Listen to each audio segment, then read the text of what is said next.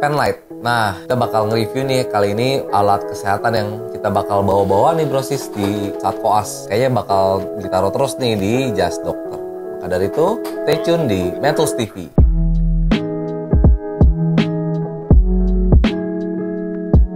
Buat brosis yang belum subscribe channel Metals TV, jangan lupa buat di subscribe ya, supaya kita selalu update. Di sini kita bakal share terkait seluruh review alat kedokteran dan juga tips and trick nih, gimana kita menjadi mahasiswa kedokteran yang 5-star doctor. Di sini kita bakal nge-review alat kedokteran dan juga tips and trick untuk brosis selama pendidikan di Fakultas Kedokteran. Jangan lupa subscribe, nyalain tombol lonceng dan di like juga ya. Nah, kali ini kita bakal nge-review alat kedokteran yang kecil mungil dan selalu bakal temenin kita pas lagi koas. Temeninnya dia bakal masuk di kantong jas dokter kita. Ya, pen light. Jadi pen light ini bakal berfungsi banget ya buat kita selama pendidikan. Entah kita periksa pupil pasien atau mau senterin tonsil, faring, ataupun buat ngeliatin kulit. Nah, singkat cerita, pen light itu biasanya sekarang itu udah memakai cahaya LED ya.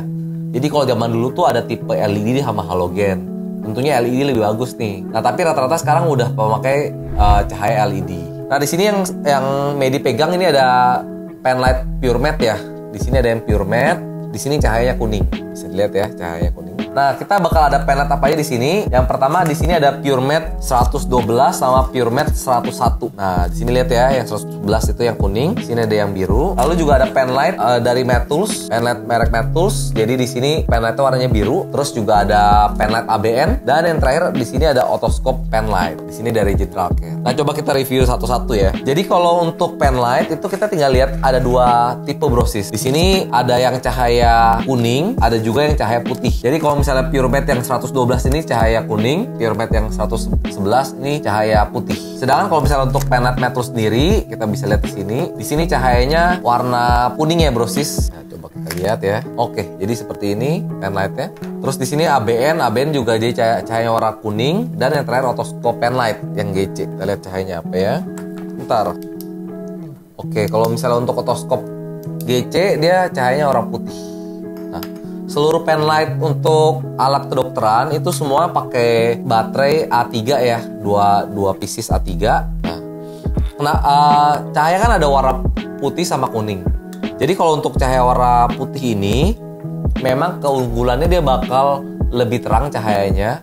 Tapi kalau untuk kita pemeriksaan pupil ke mata pasien biasanya nggak begitu nyaman. Jadi kalau misalnya kita lebih sering buat periksa pupil ke pasien, mungkin lebih disaranin cahaya warna kuning karena dia bakal lebih nyaman dan nggak begitu menyakitkan mata pasien. Tapi kalau brosis mau lebih terang, tentunya yang warna putih itu lebih terang cahayanya. Lalu di sini tuh ada beberapa tipe ya. Kalau untuk pen light dia ada tipe yang ada gambar retinanya, ukuran pupil sorry. Nah, di sini ada ukuran pupil, di sini brosis bisa lihat. Jadi di sini ada ukuran 2 mm sampai 9 mm. Jadi kita bisa cocokin nih. Misalnya habis pupilnya pasien ukurannya berapa, kita bisa lihat di sini berapa milimeter, apakah 2 mm sampai 9 mm. Jadi mempermudah kita. Nah, kalau untuk ukuran pupil di sini ada di pen light pure matte 112 dan 111 itu dua-duanya ada. Terus pen light Metals dia juga ada ya ukuran pupilnya, dan di ABN juga udah ada ukuran pupilnya gitu. Nanti kalau misalnya brosis mau yang cahaya kuning itu ada di pure matte atau juga di pen light Metals. Coba kita lihat ya pen light Metals cahayanya apa. Oh iya, kalau untuk seluruh bahan dari pen light ini rata-rata pakai bahan aluminium ya, dicampur sama bahan alloy. Jadi biasanya untuk karat itu lebih jarang. Kalau misalnya untuk pen light Metals dia cahayanya warna putih ya, tapi dia udah ada ukuran pupilnya. Oke. Nah, di sini yang mau di-share itu yang paling berbeda memang di otoscope GC.